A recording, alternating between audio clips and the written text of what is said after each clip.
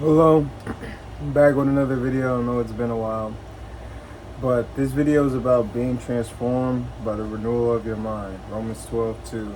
Do not be conformed to patterns of this world, but be transformed by the renewal of your mind. I noticed that a lot of people, when they try to learn about God or come to God or are learning about Yeshua, they have this idea that it's necessary for them to be in a less sinful pattern to be able to enter into a church, or to be able to read their Bible, or to be able to pray, or to be able to praise Him. They have this idea that you're supposed to come with a certain level of baseline before you're able to come, but that's not biblical at all, and that's not what Yeshua wanted.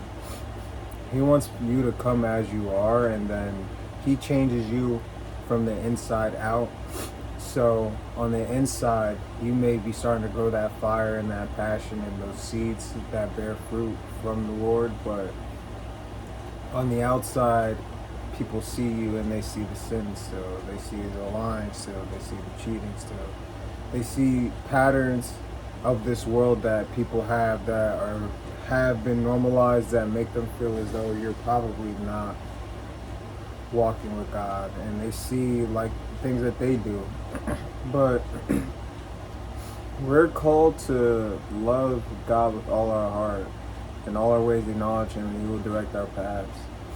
And so being transformed by the renewal of your mind isn't something that you do by yourself. You don't just start coming to God out of nowhere and then you I started talking to God, and then I'm just gonna be better in a day. I'm gonna be better in a week. You come to God and He slowly starts chipping off and breaking off things that you picked up in the world that are unnecessary for you to have on you or in you. And eventually, over time, all these things stop being shown in your life. And it comes through the word, through prayer, and most importantly, through faith. Because when you have faith, you'll start praying more, you'll start reading more. And then when you read, you'll understand why the things that you're doing is bad. And then when you pray, you'll tell God about you wanting to change some things, or you wanting to know about some things, and He'll answer you. And then eventually, over time, you'll stop looking like the world, and you'll stop doing the things that the world does. And eventually, over time, there's things in you that you associate yourself with that start becoming less and less close to who you're becoming, and you start becoming more and more close to something else that God is more akin to what God wanted you to be. And your mind gets transformed over time. You'll learn about some things in the Bible, and then at first you'll not understand it, or it'll be a hard teaching for you. And then eventually, through reading the Bible more, through prayer, through living the life that He called us to live, through letting Yeshua be the author of our life, and letting His ways and His patterns become evident in your life, and you start actually doing what He was doing, and start talking the way that He was talking, and start moving the way that He was moving, you'll start changing eventually, slowly over time, and your mind will be transformed.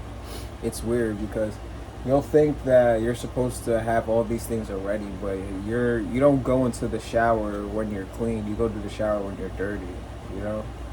You're not going to use a towel when you're dry. You use a towel when you're wet. So why are you trying to come to God with a level of holiness that means nothing to Him? Because you can never ever be holy enough to make it into the kingdom of heaven. It's not anything that you could do that can help you get into heaven, but it's everything that He does that helps you get into heaven.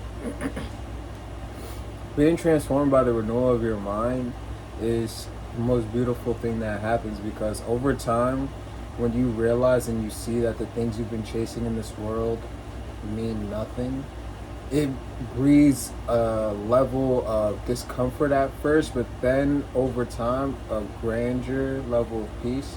where you're realizing that you don't really need many things at all except for God. And if God is all you have, then you have all that you need.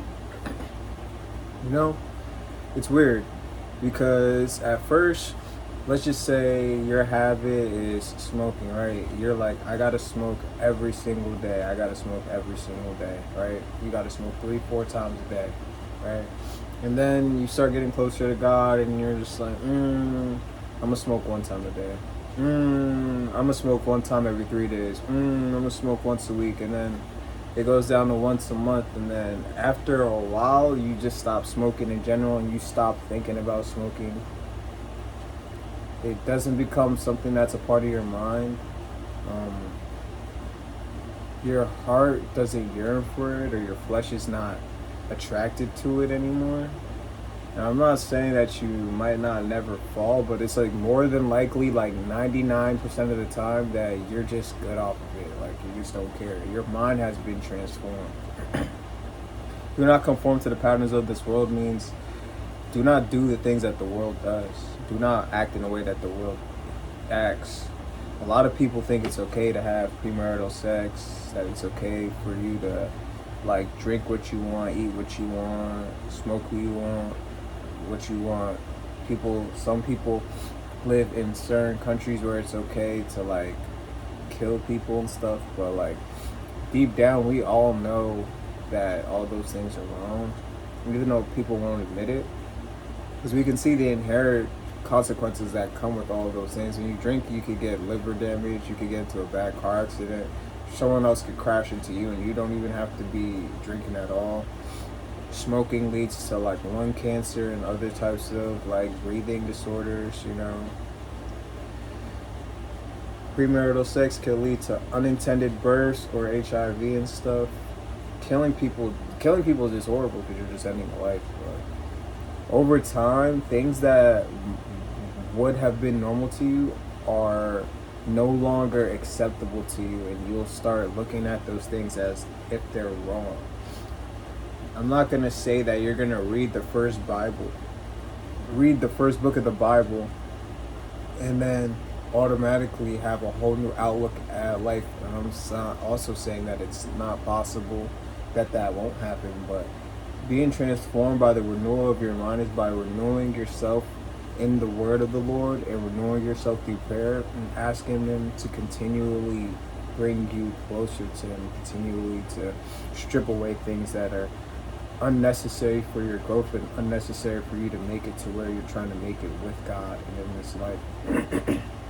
Trying to do what only God can do by ourselves is like scratching nails against a chalkboard. Like, it's just so much friction. It's not meant for that, you know.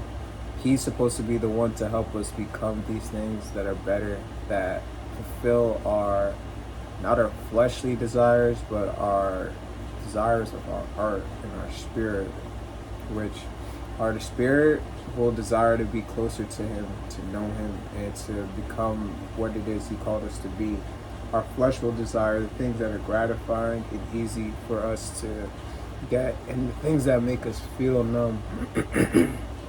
The flesh and the spirit, they attack each other, because the flesh wants you to just be like not feeling anything and just to be normal. The spirit wants you to kill the flesh, to deny the flesh, to allow your flesh not to control your actions, because the spirit gets hurt when the flesh is gratified, and the flesh gets hurt when the spirit is gratified. Your spirit lives forever, but your flesh will die. Being transformed by the renewal of your mind is allowing your spirit to be the one that takes control of your actions and not doing the things that is unnecessary for you to do in this life that are going to lead you down a path that is set for destruction. It is more important that you chase the things of the Lord, chase the people in this earth, and you'll be left alone. Chase what God has for you. Trying to chase what you want is going to leave you not having anything, or feeling like you don't have anything. So God calls us to be transformed by the renewal of our mind, because He wants us to have a mindset that is completely and fully hearkened on to His will and following in His statutes and what it is He requires of us, in order that it's basically so that we can be able to not walk in the way of the world and to do His will, and that people could see the light that He has through us, and we become empty vessels for His light to be pushed out, so that other people can be able to see, like, okay, this dude, he came up to me, he talked about God, he didn't really try to look at me or try to flirt with me or nothing, he just came to talk about God. Maybe this God thing is real. This guy, he didn't judge me even though I'm on drugs, even though I'm on this. He didn't say anything rude to me. He didn't condemn me. He didn't tell me I'm going to go to hell. Maybe I need to see what God is talking about. When you get transformed by the renewal of your mind, you're not going to do the things that people in the world do to make other people feel inadequate enough to get to God.